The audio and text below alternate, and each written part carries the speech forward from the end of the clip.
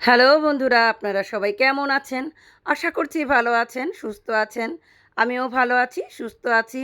কাছে এবং দূরে, দেশে এবং বিদেশে যে যেখান থেকে আমার এই ভিডিওটি দেখছেন, আপনাদের সবাইকে জানাই আমার নতুন আরেকটি ভিডিওতে স্বাগতম। তো বন্ধুরা, সকালে নাস্তা করে হাসব্যান্ডের সাথে আসলাম।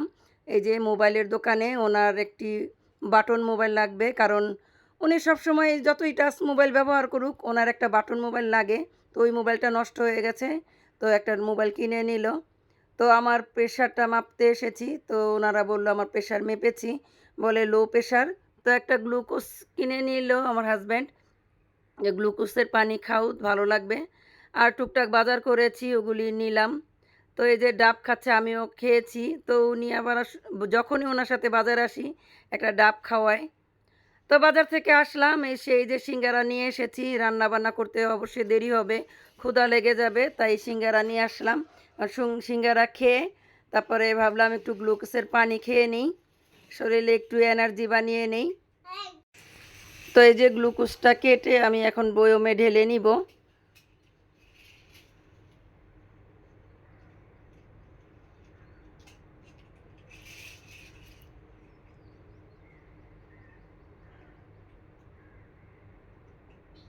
তো এক গ্লাস গ্লুকোজের পানি খেয়ে তারপরে গিয়ে কাজ করব।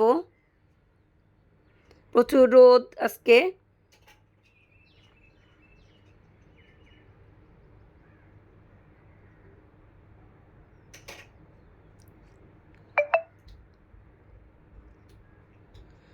তো গ্লুকোজের পানি খেয়ে এই যে আলু পেঁয়াজ এনেছি, তো আলু পেঁয়াজের রেকটা ভালো মতো মুছে নিচ্ছি। আলু পেঁয়াজ রেখে দিব।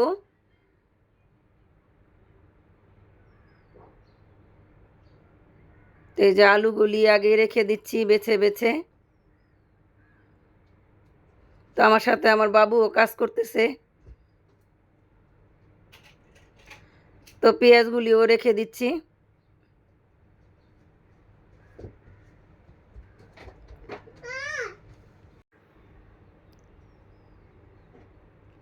তো বন্ধুরা, ঘরের সমস্ত কাজ শেষ করে এখন আসলাম রান্না করতে। আজকে বেশি কিছু রান্না করব না, আগের কিছু তরকারি আছে, তাই শুধু একটা তরকারি রান্না করব। কই মাছ দিয়ে আলু দিয়ে তরকারি রান্না করব। তো এই যে তেল দিয়ে দিলাম, তেলের মধ্যে একটু লবণ দিয়ে দিলাম যাতে মাছগুলি ভেঙে না যায়, ভালো মতো উঠে যায়। তো রান্না করার আগে, মাছ ভাজার আগে যদি একটু লবণ দিয়ে এভাবে মাছ ভাজা যায় তাহলে আর কখনো ভাঙে না মাছ। তো আমি সবসময় এইটা করি, আগে লবণ দিই। তো এই যে মাছগুলি ভেজে নিয়েছি, উঠিয়ে নিলাম। দিয়ে দিলাম পেঁয়াজ কুচি,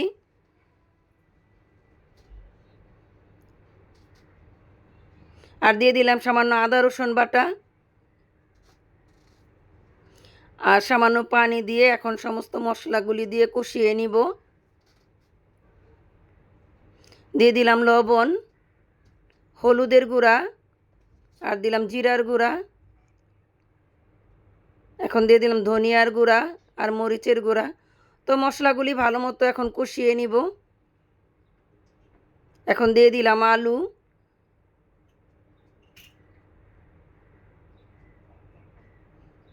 তো আলুও ভালো মতো কষিয়ে নিব।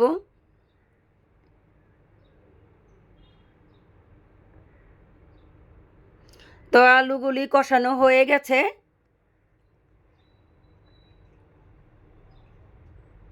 এখন এই যে ঝোলের জন্য পানি দিয়ে দিলাম, যেহেতু ঝোল রান্না করব আলু দিয়ে, কই মাছের ঝোল, তো বেশি করে একটু পানি দিলাম।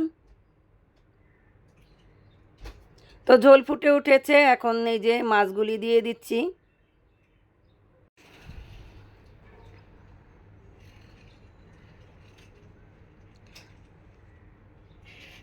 তো বন্ধুরা, এই তো আমার আজকের ভিডিওটা কেমন লাগলো?